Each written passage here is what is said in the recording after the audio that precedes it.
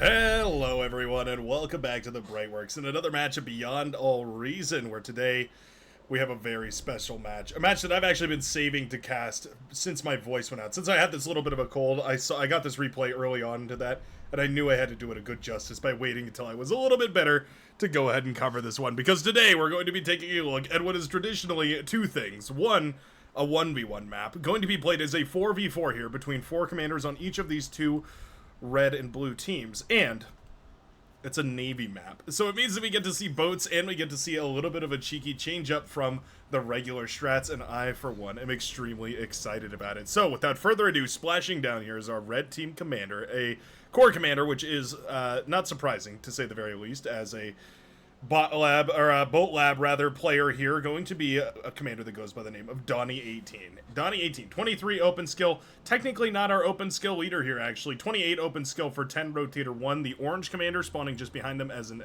core commander as well, but going into air, going to be the OS leader here. But oh, look at that, already some cheeky strategies, as we do have Evangelion, the yellow commander, going into some title generator boosting. Ah, okay. Now, for what it's worth, I feel like this strat could have worked a little bit better here as wind turbines. Wind turbines are very, very efficient on this map, but the title generators are steady. They are very consistent, and so to that effect, I guess it does make a lot of sense to give those away to your teammates, because it's a very easy way for them to just consistently have a little bit of energy production in the back without really having to worry about all too much. But yeah, there you go. Spending all the metal. I mean, ultimately, that is really what we like to see right here. And Evangelion going to be rounding out the red team. It's going to be Physics. Physics, the hot pink commander here. Oh, sorry, Physics is actually the OS leader here for the red team. The hot pink commander in Cortex, pink, going to be wading their way, I should say, through the water here, representing the red team as their OS leader. Yeah, I don't know why, but the replays have recently been doing this, where the OS commander is not the red or blue commander for whatever reason. Looks like the same thing happened over here to the blue team, who's spawning as the blue team, leader, but not the OS leader. It's going to be SK10, 27 open skill, and showing us what he's got. Behind him, it's the Cyan commander, Lobby Doctor. South of them, we have the naval commander, Vicky, maybe Vicky, something like that. And rounding out the blue team, it's going to be none other than Xenodragon, spawning as the OS leader here for the team, and going to be showing us what they have got. Now, shurikens are already in the air. That's kind of an interesting development. Typically, shurikens against early boats are a huge play. This can be super, super annoying. You can imagine, for instance, if this frigate was paralyzed by those shuriken, these gunboats suddenly get a really efficient, basically for free trade. That can be a huge advantage. It can scale very easily later into the game here. Looks like this shuriken will be paralyzing this gunboat for the frigate to deal with. What a lovely start right here. Yeah, I love that for the orange commander. Now, this constructor's in a little bit of trouble. Hopefully we do see this sniped. A nice micro right there from the blue commander. Yep, moving that gunboat around and trying to focus down that constructor. Boom goes the constructor as it sinks to the bottom of the ocean. Oh, and we quit just a second before we could actually end up killing this metal extractor. What a bummer. Submarine now out and running. We have the Orca, 580 metal to build one of those submarines. A significant investment here to build one of these submarines, but it will be quite useful if we manage to paralyze this. Ooh, Shuriken actually struggling a lot there. There we go. Okay. Shuriken do manage to paralyze this. The submarine, the frigate, all the rest of it will clear all that up. And the gunboat harassment has been halted, but already worth its value, right? Shutting down the constructor, denying that expansion. Only 1.8 metal per second, but you can imagine, even by this point, that would have already been nearly 50 metal or something like that. Anywho, it does mean that the moment of triumph goes to the blue commander, who's going to be be in control of the mid-section of this map. This map is kind of broken down into 3 lanes. You sort of have a middle lane, which has a little bit of a shallow reef section. Now, T1 boats, all T1 boats can cross into this shallow section. Actually, submarines might not be able to.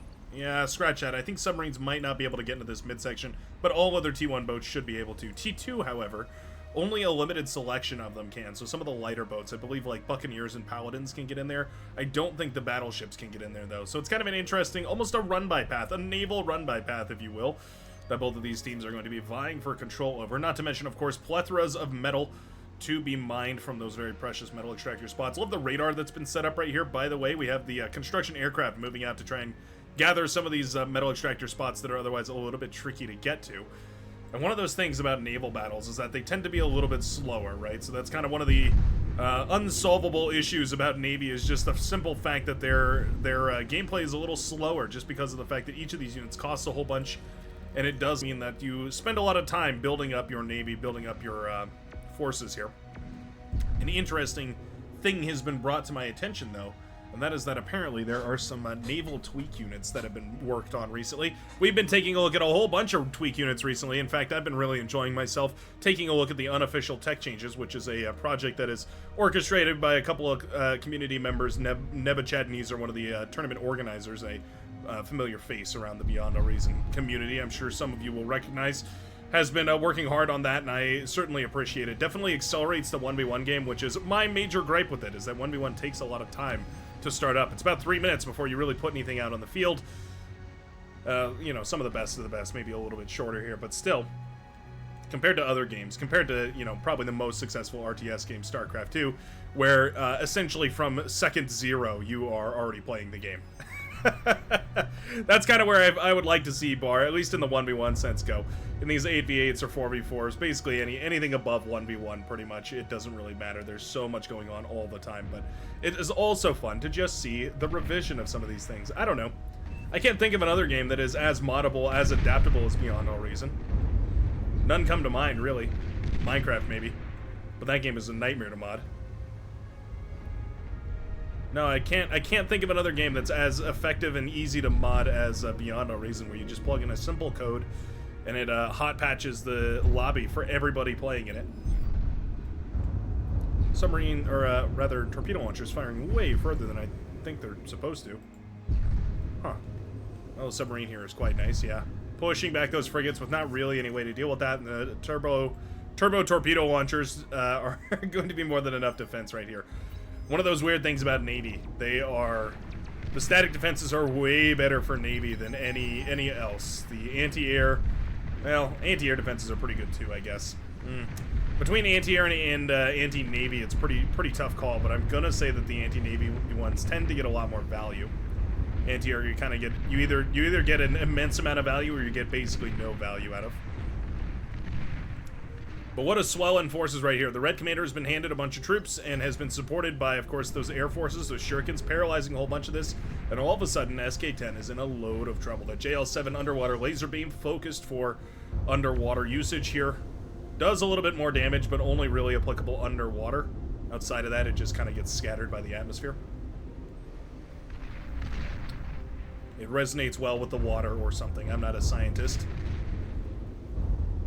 SK-10 in a ton of trouble. Yeah, forced to keep that commander just cloaked and stationary right now as the energy reserves have plummeted. Wind turbines, again, super efficient on this map, but so difficult to build. You really need a commander on the land building them. I'd love to see Omvike building up some of those good old-fashioned wind turbines just to try and help out the energy storage here, because, yeah, the blue commander is in a world of pain. And now, construction ship on the front line to reclaim this nearly 1,500 metal from the wrecks that have been put on the front. It's one of those things about Navy. Oh, I didn't finish my thought about that, by the way. I'll finish this one and then go back. One of the things about Navy is that they tend to flip sides very quickly. One or two good engagements can really define your success or your loss in Navy, so it is a much more punishing matchup in a lot of ways than most of the other ground battles. But the point of the other note that I was bringing up is that there is a new tweak units on the field. A new, you know, I feel like a tweak units dealer, right? First tweak is free. Stop by the Brightworks live stream where you can test out all the tweaks you want. Yeah, there's a new tweak out there which modifies boat gameplay. Apparently makes a bunch of stuff cheaper, adds a bunch of stuff to the T1 laboratories, increases, or at least aims to increase, the depth of gameplay in the T1 naval era, which is pretty cool. I think it lends itself well to those big Navy maps, the full-blown 8v8 or maybe, you know, 5v5 naval maps, that kind of a thing. I certainly would like to see Navy get a little bit of a ground-up redo, just to try and make things a little bit less flip-floppity. In a certain extent, though, that is more or less how it's always going to be. You're essentially forced to fight on perfectly flat terrain. So really the only advantage you can eke out is capturing those reclaim fields from battles that you take successfully. Anti-air trying its darndest here to shut down these shuriken, but my goodness, there is only so much they can do. Shuriken in the air. Ugh. So far, this fight has not been taken very well right here by the purple commander, but at the end of the day, more stuff beats less stuff, and those shuriken have done a number. Then again, you know what? Those destroyers were kind of not focusing the right target. They were firing at the commander, which is well and nice. We might... Very close to sniping that commander. 8%. Whoa, down to just 4%. But the commander does get away, and so many of those destroyers went down for it. Commander has died. Wow, and just like that, the yellow commander actually goes down on the front. Yellow commander goes down on the front. That does take out one of these boats. It softens up all these walls here as well, the Shark's Teeth naval fortifications. All of a sudden, the purple comm is in a huge position. Yeah, Xenodragon, with all the metal reclaim in the world, moves the commander in to try and capture all this. Obviously, you have to be very careful. If your commander dies underneath your boats, you may as well call it quits. But for the time being, this is going to be a wonderful influx of metal right here for the purple commander. What are we going to do with it? Looks like more boats, and maybe a couple more boats. Wouldn't mind seeing a little bit of an economic spurt here. Can these build wind turbines? They sure can't. Well, in that case, naval turbines it is. Tidal turbines, that's what they're called. Missile boats firing away. Slightly bigger than their missile truck counterparts, so they are able to actually carry a slightly heavier payload. Means they didn't have to lose they didn't have to trade the damage for the tracking. They can just keep it both, so those missiles do a decent amount of damage, and also can track down their targets as long as they have enough vision. Wow, purple commander goes down there as well, or hot pink commander, I should say, suddenly leaving 2,500 metal lying on the seafloor right here. Now, nicely done retreating the Navy. At the very least, the pink commander didn't lose too many boats here. Still, though, as long as this Navy's repaired back up to full health, as long as most of this is reclaimed and put into the water, I think Xeno is going to be in a wonderful spot here. Yeah, just adding on a couple of those anti-air boats. We don't want to lose them all to shuriken, and we do have more destroyers coming up and running here. Remember, each of these destroyers costs nearly 1,000 metal, so 2 commander corpses is 2 destroyers. It's basically 1 destroyer per corpse. It's like 1 destroyer and half a frigate per corpse, or maybe a full frigate. Yeah, it's probably a destroyer and a frigate. Let's see if my math is correct. Yeah, just about 1380 for a destroyer and a frigate versus 1250 for the commander corpse. So, yeah, pretty close. But it goes to show you how little you can build with that, compared to, for instance, like on land, where a commander corpse is like 10 maces or something like that, probably 8 maces, close to that. It can be a huge benefit. Love the res subs here, by the way. Adding on a couple extra res subs to try and repair up a whole bunch of these boats, getting these boats into peak condition. Going to be important for this next engagement, making sure that these boats can actually tussle against the red forces here. There we go. We do have a little bit of a force moving through the center here, trying to apply a little bit of pressure in multiple different angles. Managing 2 navies is very difficult. Ooh, yeah, losing that destroyer hurts. It's the importance of repairing those units. Commander going to be moving into the center of the map here. I'd love to see these mechs reclaimed, but honestly, if we could even just repair these units back up to full HP, maybe reclaim some of this wreck as well, this is a pretty good spot. Purple Navy actually moving into position here. Targeting down, nice targeting here. Trying to target down the enemy destroyers one by one is huge.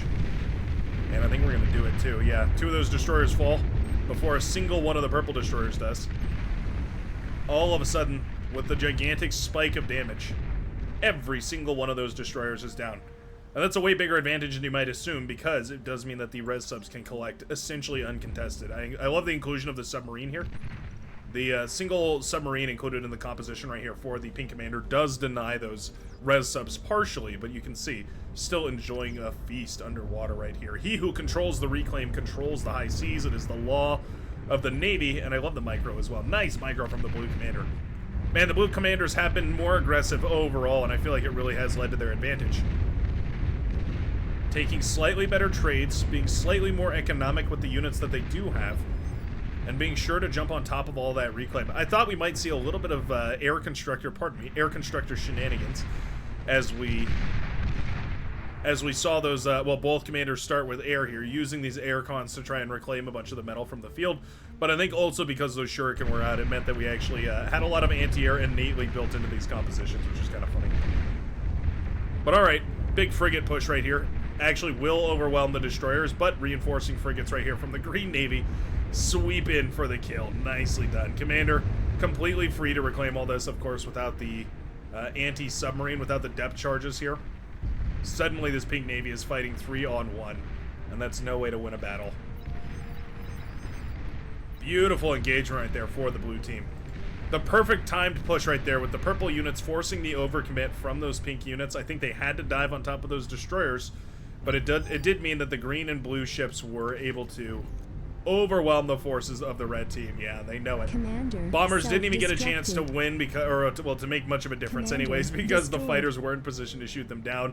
And the blue team snatches this Battle very ended. wet naval victory. Thanks a ton for watching. If you enjoy the naval gameplay, feel free to drop a like down below and join the Brightworks Discord, where you can submit your very own replays in case you'd like to see your matches featured here today.